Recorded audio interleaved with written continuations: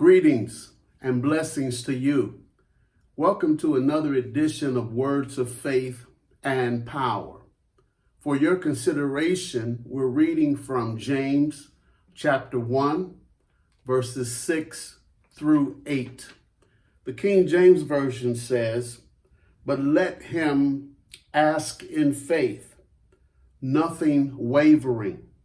For he that wavereth is like a wave of the sea, driven with the wind and tossed. For let not that man think that he shall receive anything of the Lord.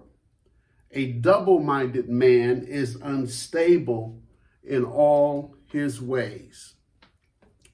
In this passage, James continues his message about asking God for wisdom by assuring the requester that wisdom shall be given to him or her. He further stresses the point that the asking for wisdom must be communicated or prayed in faith.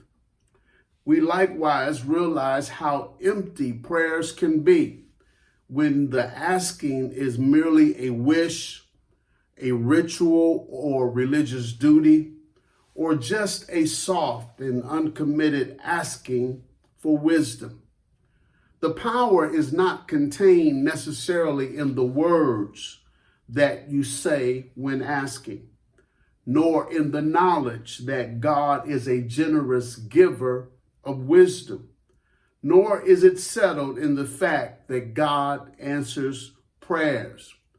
James tells us that it is essential for anyone who desires wisdom to pray to God in faith.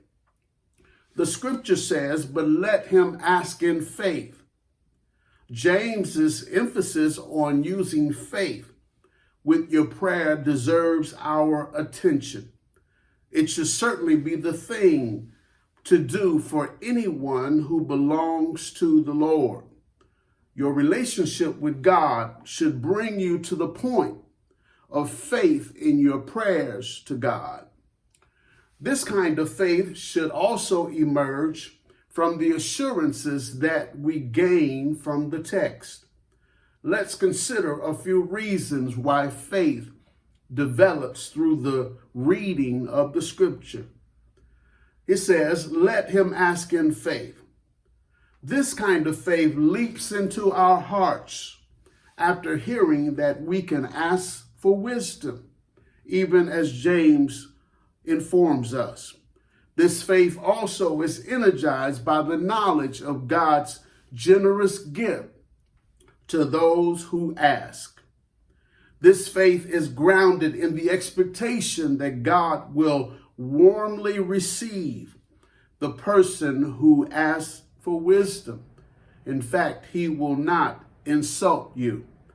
This faith is strengthened with the promise that it or wisdom shall be given him. We want to pray in faith because God desires those who come to him to believe that what you ask for, you shall receive. We want to ask in faith because according to James, it is the key to receiving what you ask for. James goes on to say, "Let him ask without wavering." The good news is that you can possess a faith that does not waver. This faith does not lose any force or power. It adds life and energy to your asking. So James says, ask in faith without wavering. He that wavers is like a wave of the sea, driven with the wind and tossed. In other words, the person who wavers is divided in his own mind. He disputes and argues within himself and thereby weakens his own faith. He cannot ask for wisdom with the energy or force that is required to receive wisdom from God. His lack of faith stifles and stymies the prayer. This person is mentally like a wave that ebbs and flows by an external force in the sea. The wind drives the wave back and forth.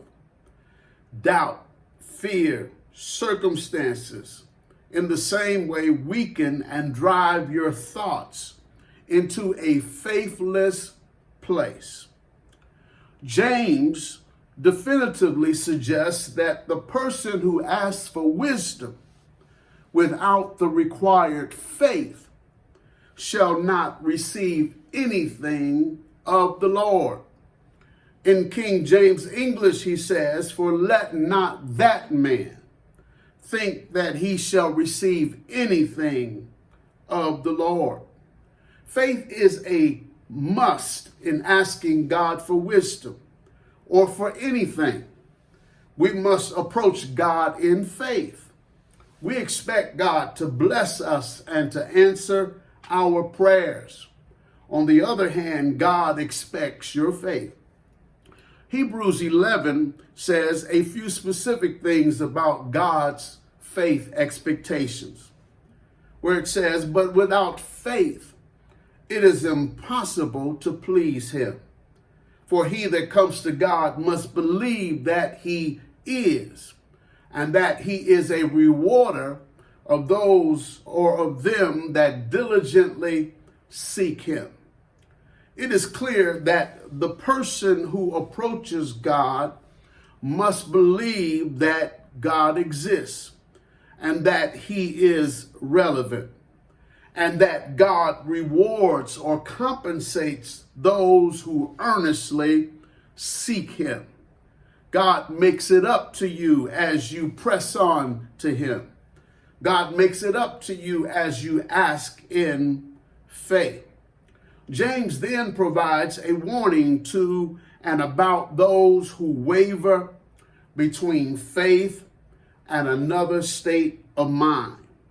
He says, "A double-minded man is unstable in all his ways."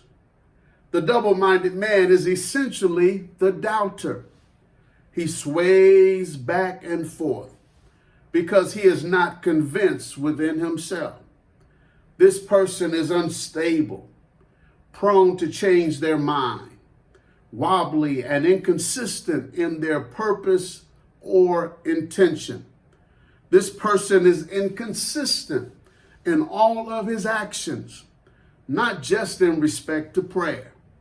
His frequent changes of mind generate failure in many areas of life. Take James's advice to ask God for wisdom and to ask in faith. You need what God provides throughout your lifetime, and especially now. These are uncertain times that stretch and stress people in so many ways. I came to remind you that God is still the answer and is forever the answer to life's problems. He knows how and when to lift you up, as well as to strengthen you in your time of struggle. Ask God. He gives generously to those who ask him in faith.